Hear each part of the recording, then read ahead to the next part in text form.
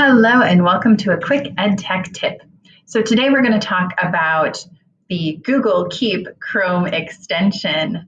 This is a great resource if you're trying to keep track of websites and things that colleagues have shared or maybe you've heard about during the webinar.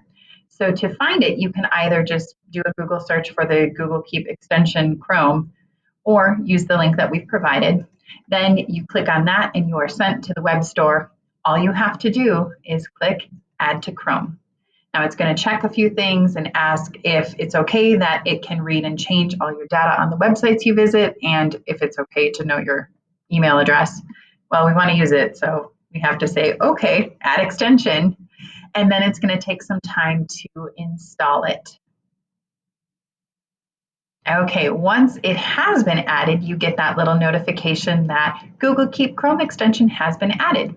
Now, if we want to keep it right there pinned as an extension that we use frequently, which I would recommend, click on that puzzle piece and scroll to find that Google Keep Chrome extension and tick that or click on the pin button.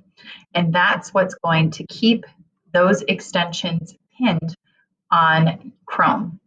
You can also drag it wherever you need. There we go. All right.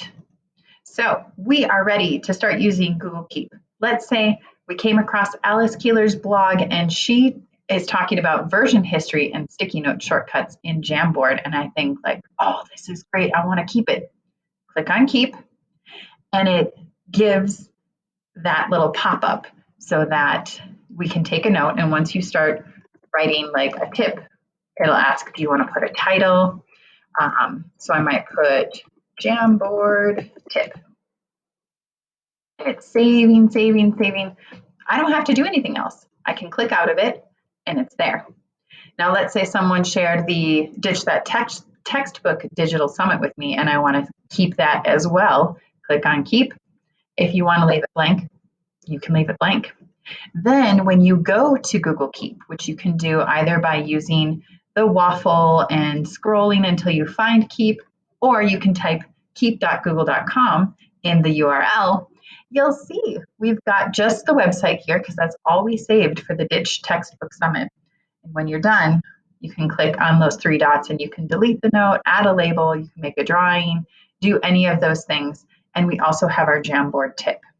So I hope this helps you keep those important resources that colleagues are sharing with you so that you can access them later when you need. Thanks so much for watching and look forward to our next EdTech tip.